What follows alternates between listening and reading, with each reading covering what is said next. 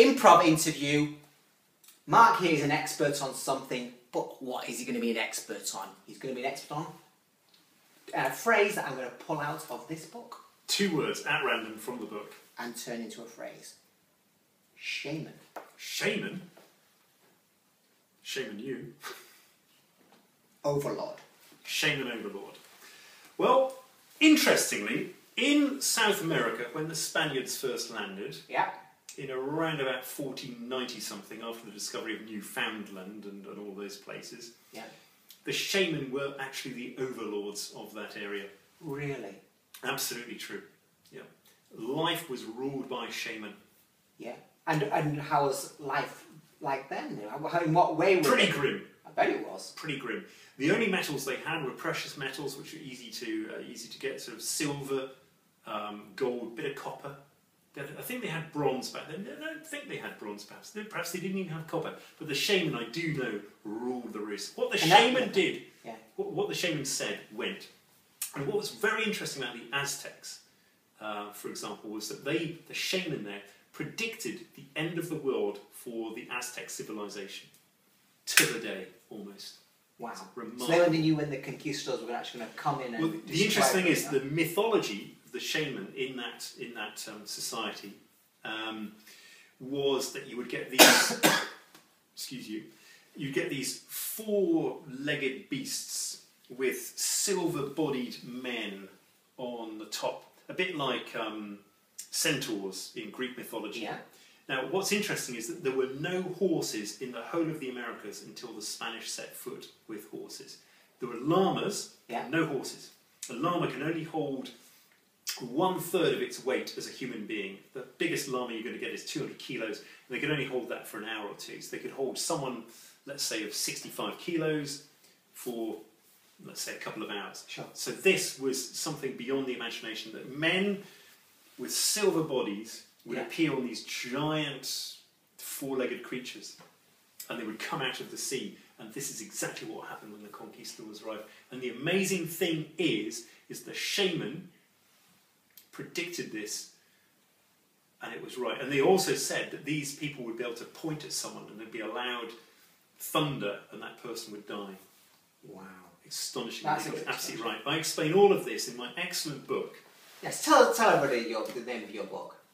The book is called Apocalypse Later, A Guide to the End of the World by Nice Mr. Death. Available in paperback, $4.99. If you go to enshow.com, you can buy it at $4.99 with free postage, and I will sign it for you. There is a form on the PayPal there for me to do that. Mainland, UK only. Terms and conditions apply. You took every opportunity to publicise your book. That is just incredible. Shameless, absolutely shameless for a shaman. shaman. Exactly. Well I'm done. an overlord in that respect. Pick another 2 words. Okay. And let's see if I can shamelessly promote myself that way. All right. You're into the I mean, geography now there. Or the tuberculosis psychiatrist. Well, there was actually a shortage of psychiatrists back in the early 1900s because of tuberculosis. No. Absolutely true. First World War, trenches, ripe for tuberculosis because it was dank, it was dark, it was wet, and so tuberculosis spread like wildfire. And these people who got, shell shock and things like that in the trenches, they would come back to the UK to these big psychiatric hospitals like Craig Lockett in Edinburgh, which is where the only place where those 2 famous poets, Percy, whatever he's called, Shelley? New Choice. New Choice, Wordsworth. No. New Choice? Hitler. No. Anyway, so 2 very famous World War I poets whose names I tragically forget. Siegfried Sassoon. Yes, and the other one? Wilfred Owen. Yes, well done, excellent. 2 points to him. So they just met. 2? Yes, just 2, I'm afraid. Right. Can't get 1 2 point. more late. No, it's 1 point per poet. Okay, fair enough. And you did name some bad ones earlier. Hitler? And poet? Artist, maybe. Oh, yes, artist. Okay. Peter. So this is what happened. They came back with tuberculosis. Yeah. Okay. And they spread it to the psychiatrists. Ah. Because they're coughing everywhere. And that's it, group therapy.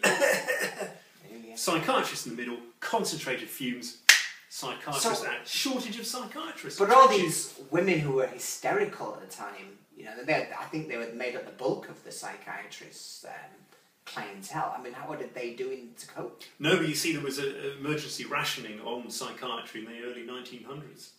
So what did they do? I mean, they had ration books or something? Or? Yeah, that's right. You could only see a psychiatrist for a certain number of hours per year, and only if you were pre-stamped as being a lunatic. Oh, wow! Yeah, because there was such a shortage to deal with the shell shock due to the tuberculosis. And how did you even get to find out if you're a lunatic? Or did you have to queue up at hospital and do loony things or something? Or? Pretty much, that was it. Yeah, yeah.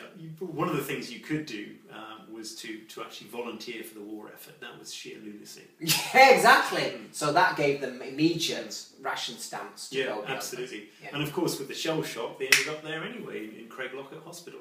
Yeah. And what kind a of great place to meet poets, believe me. Yeah, I mean, if you couldn't sleep, you just ask one to read you a poem or something. That's right, or make up a few verses, you know, to get you to sleep. Yeah. Yeah. But no, there was this horrendous shortage of psychiatrists caused by tuberculosis, and that was the reason why. Oh my gosh. Well, it's been a pleasure having you here. Thank you very much. What's your name? Professor Barnes. Barnes. Professor Barnes, thank you for being here. I hope I don't catch anything from you. Thank you very much.